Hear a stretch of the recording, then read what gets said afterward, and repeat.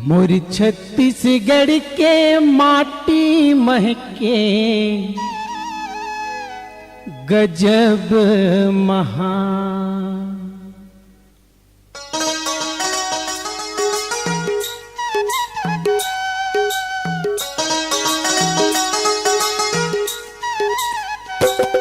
मोर छत्तीसगढ़ के माटी महके गजब महा।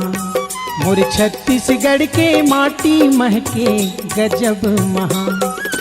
जे माटी माँ जन्म धरे, जे माटी माँ जन्म धरे गुरु घासी असन सुजान। मोर छत्तीसगढ़ के, मोर छत्तीसगढ़ के माटी महके गजब महा। मोर छत्तीसगढ़ के माटी महके गजब महा।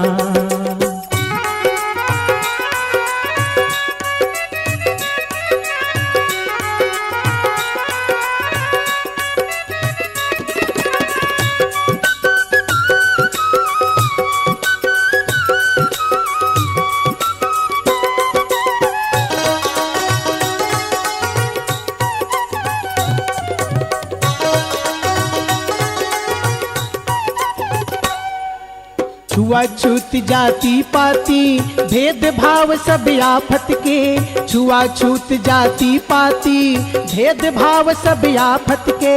मानवला मानव के दर्जा लाज बचा दिए भारत के। मानवला मानव के दर्जा लाज बचा दिए भारत के। कहे बचन गुरु घासीदेव,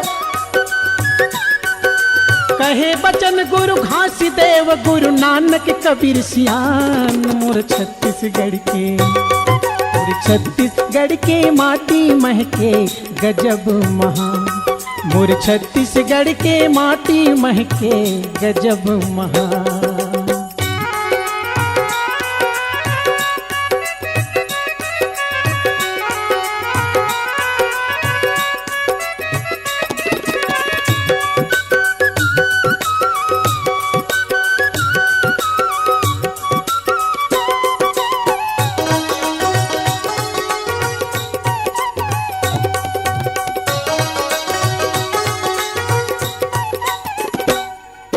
नैन दास महिलांगे अंजोर दास महंत दुई लाठिए। नैन दास महिलांगे अंजोर दास महंत दुई लाठिए। जगत के जननी मीनी माता सतनामी मन के आखिए। जगत के जननी मीनी माता सतनामी मन के आखिए। ई माटी माँ उपजिन सिर तो, ये माटी में उपजिन सिर तो संत महंत दीवान। मोर छत्तीसगढ़ के, मोर छत्तीसगढ़ के माटी महके गजब महा।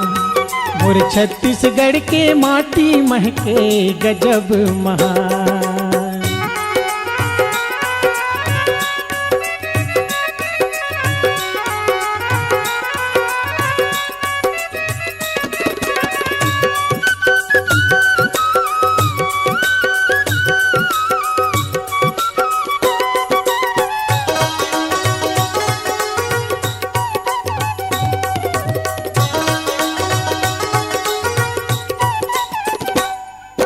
छत्तीसगढ़ के कोरा माँ जन्मिन चार सपूत रे। छत्तीसगढ़ के कोरा माँ जन्मिन चार सपूत रे। देख बैरी के छाती फाटे सतनामी मन के दूत रे।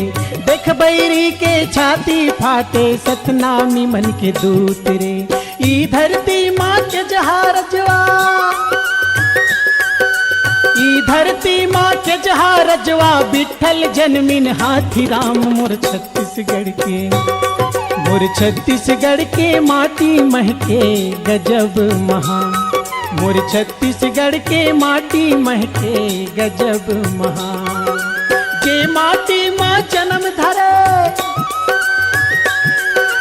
जे माटी माँ जन्म धरे गुरु घासी असन सुजान। मोर छत्तीसगढ़ के, मोर छत्तीसगढ़ के माटी महके गजब महा।